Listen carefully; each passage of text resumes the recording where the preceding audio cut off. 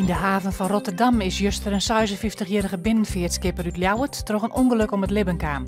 Een stuk stiel voer uit een kraan en kwam op de stuurhutte van het schip te landen.